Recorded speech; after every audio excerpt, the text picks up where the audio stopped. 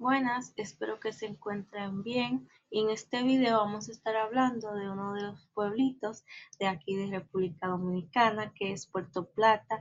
Nosotros pudimos hacer un viaje hacia este pueblo con nuestro maestro Luperón y voy a estar hablando un poco sobre cómo se le dice la novia del Atlántico en Puerto Plata.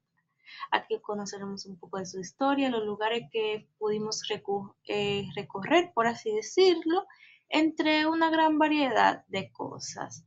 Vamos a iniciar con lo que es esa historia o origen de la ciudad de Puerto Plata, una ciudad emblemática donde encontramos muchas historias relacionadas con lo que es el pasado y cómo esto nos ayudó a formarnos como lo que somos ahora, un país libre e independiente como República Dominicana. Debemos saber que Puerto Plata, conocido como la novia del Atlántico, es una de las ciudades más antiguas y ricas en lo que es historias, tanto antigua como ahora moderna también, que lo podemos unir, por así decirlo, aquí en la República Dominicana. Fundada por Cristóbal Colón en el 1496 y fue un importante puerto comercial durante lo que fue la colonia española. Debemos saber que se le adquiere este nombre debido al brillo plateado que el sol refleja en las aguas del océano al amanecer. También debemos saber algunos datos curiosos, es que durante el siglo XIX se convirtió en lo que fue como que un puerto clave para lo que fue la exportación de productos agrícolas como azúcar, café y cacao. También otro dato es que en el 1865, tras la Guerra de la Restauración, Puerto Plata vivió un auge económico que atrajo a lo que fue inmigrantes europeos, influyendo en lo que hoy conocemos como la arquitectura victoriana que podemos contemplar en ella. También Puerto Plata fue uno de los primeros lugares de América en establecer lo que fue un faro marítimo, como podemos ver en la imagen, el faro de Puerto Plata, conocido asimismo y que se construyó en el siglo XIX. Puedo decir que mientras iba caminando por Puerto Plata, sentí como ese aire como un aire campestre, así algo lindo, como que tú te puedes conectar con el pasado mientras tú vas recorriendo lo que son sus calles. Después fuimos a lo que, o nuestra primera parada fue el túnel de entrada a Puerto Plata. Debemos saber que este túnel que marcó la entrada es como que lo que marca la entrada en Puerto Plata es más que un paseo, por así decirlo, es un icono que conecta viajeros con la esencia de la ciudad, rodeada por montañas verdes y un paisaje impresionante. Este túnel es una bienvenida a la riqueza histórica y cultural de la región. Ya desde que uno va entrando por este túnel, por así decirlo, uno va sintiendo como esa brisita o esa vibrita puertoplateña. Debemos saber que este fue construido para facilitar lo que fue el acceso a la ciudad. El túnel también protege lo que es la zona ecológica y permite la conservación del paisaje natural. También debemos saber que en los días festivos el túnel se adorna con luces que lo convierten en un espectáculo nocturno. También refleja como que ese airecito que podríamos decir que es un aire muy acogedor, por así decirlo, y que cuando uno va entrando por aquí uno ya va como que sintiendo que se siente diferente a que si estuviéramos entrando a Santo Domingo, que la vibra es más fuerte, como que uno siente esa vibra urbana, pero aquí se siente la vibra más como rural, así, algo muy lindo. Después que entramos por este túnel, pudimos ir a lo que fue nuestra primera parada concisa, que fue el Museo de Gregorio Luperón. Debemos saber que esta fue la casa donde vivió Gregorio Luperón. Esto como que nos transportó al siglo XIX, mostrándonos cómo este líder vivió y luchó por la independencia. Este espacio conserva lo que son objetos personales, documentos históricos y una exposición que detalla la guerra de la Restauración, cómo surgió todo, desde que él nace hasta que él muere. También un dato curioso, que él murió de cáncer de garganta, que era un dato que yo misma ni sabía que era así. Debemos saber que Luperón nació en Puerto Plata en el 1838 y desde joven mostró habilidades para lo que fue liderar, convirtiéndose en presidente provisional durante lo que fue la Guerra de la Restauración.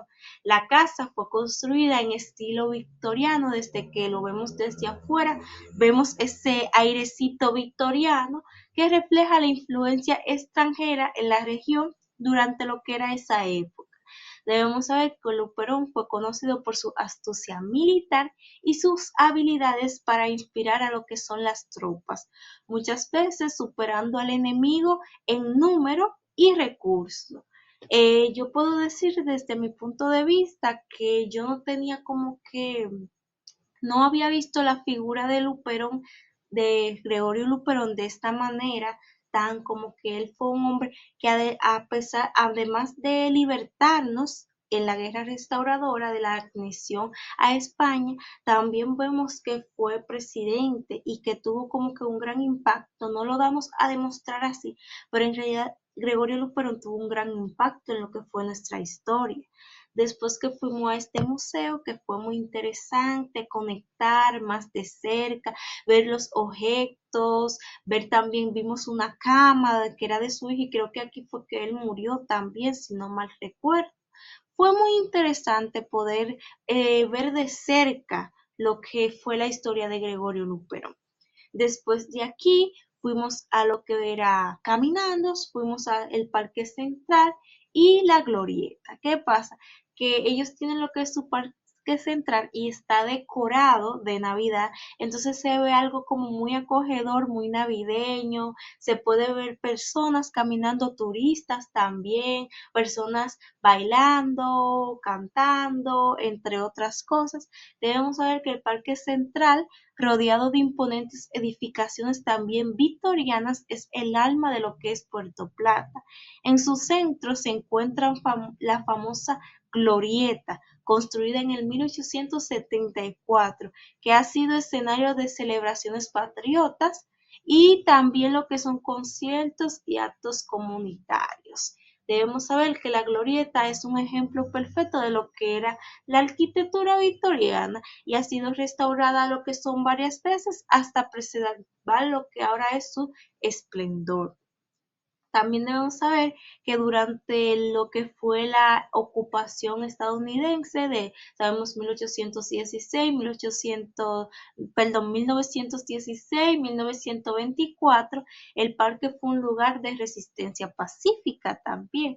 Cuando uno va como que uno va paseando por el parque, podemos encontrar también lo que era una heladería artesanal, que hace un helado artesanal muy rico, y se puede ir observando como que uno se conecta con cómo cuando estaban esas mujeres caminando por ahí en esa época, mientras los hombres estaban sentados leyendo el periódico, podemos decirlo, y las mujeres ahí con su abaniquito, como que se siente una vibra muy acogedora, por así decirlo. Después de este lugar, nos fuimos a lo que fue el Museo del Ámbar y aquí podemos ver lo que fue que este museo alberga una de las colecciones más impresionantes de esta resina, lo que es fósil en el mundo. Además, aprendimos cómo se hace lo que es el tabaco, que es una tradición que ha sido parte de la economía dominicana por siglos. Todos sabemos, debemos saber que el ámbar dominicana, especialmente el ámbar azul, que cuando lo ponen en luz ultravioleta es único y altamente valorado en lo que es el mercado nacional. También podemos ver que el logo es muy similar al de Jurassic Park porque la película se filmó con una de las que fue de estas ámbar y por eso ellos como que se quedaron con el ámbar y entonces aquí adaptaron el logo de Jurassic Park a lo que es el Museo del Ámbar. También tenemos que saber que el tabaco dominicano es reconocido como uno de los mejores del mundo, con un proceso de producción que combina técnicas tradicionales y modernas.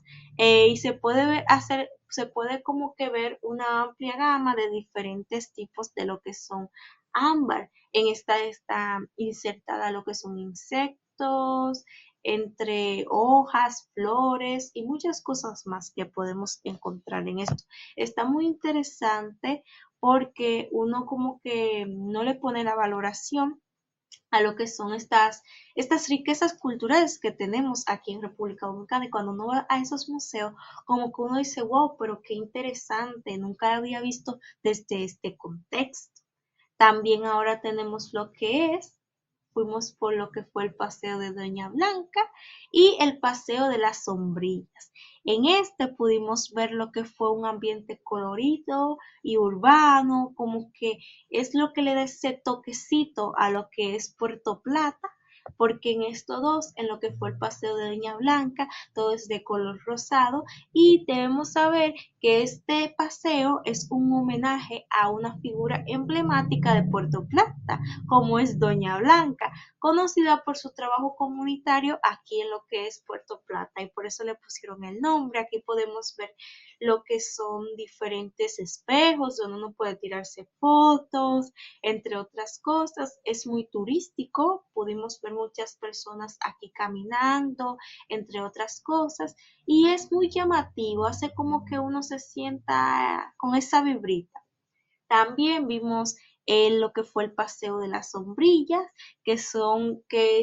esto es como que están muchas sombrillas enganchadas y esto como que es un atractivo visual, como que atrae a las personas turistas, así mismo como el paseo de Doña Blanca. Y es algo como que le da ese toque único a lo que es Puerto Plata, que me encantó bastante. Me pude tirar muchas fotos aquí, entonces estuvo espectacular. Y por último fuimos a lo que fue la Isabela, la primera ciudad del Nuevo Mundo. Tenemos que saber que la Isabela fue el primer asentamiento europeo en lo que fue América. Fundada en 1493, este sitio arqueológico es un testimonio del inicio de lo que es una nueva era. Cuando estuve aquí pude como que transportarme al pasado y como que unir el pasado con el presente juntos. Y fue una experiencia muy chula porque desde pequeño siempre nos han hablado de lo que es Cristóbal Colón cuando llegó a la isla, llegó a la Isabela, pero poder verlo con tus propios ojos es una experiencia única que les recomiendo a todos que lo hagan. Aunque yo iba con la expectativa de que iba a encontrar asentamiento, iban a estar las casas, la iglesia y todo. No están porque un dato curioso es que Cristóbal Colón mandó a limpiar este lugar o este pueblito, por así decirlo, y ellos entendieron que era que tomaran todo y derrumbaran todo y lo tiraran al mar. Y eso fue lo que pasó. Y cuando Trujillo vio esto, pues ya ustedes saben. Entonces solo quedaron como los rastros, así podemos verlo en las diferentes imágenes. Y pues, pero aún así se siente esa vibra y es algo muy chulo, la experiencia es muy única y muy interesante, es poder como que conectar eso que siempre nos han dicho con lo que en realidad aquí estuvo en Puerto Plata, es algo único. Debemos saber que en la Isabela se construyó lo que fue la primera iglesia cristiana en América, también que los restos encontrados incluyen lo que eran herramientas taíras que la pudimos ver en el museo, ya sea modificada por los europeos, entre otros, mostrando cómo ese intercambio cultural que hubo desde temprano. Ya pudimos ver como que cosas europeas y cosas taínas en lo que fue ese museo. De verdad que este lugar me hizo reflexionar sobre como que, wow, como que ver estas dos caras de la moneda fue muy interesante y me encantó bastante poder hacerlo.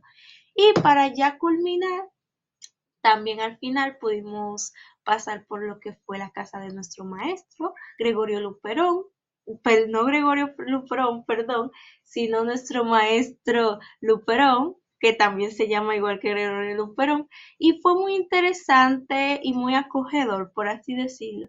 Y para finalizar, debemos saber que la excursión al Cibao fue una experiencia interesante que me permitió reconectarme con lo que es la historia, la cultura y las tradiciones de lo que son nuestra tierra, nuestro país, República Dominicana, una patria libre e independiente. Cada lugar visitado me dejó aprendizajes únicos y recuerdos que llevaré conmigo siempre y sé que siempre van a estar ahí y me recordará de este pueblito tan hermoso que espero poder volver a visitarlo.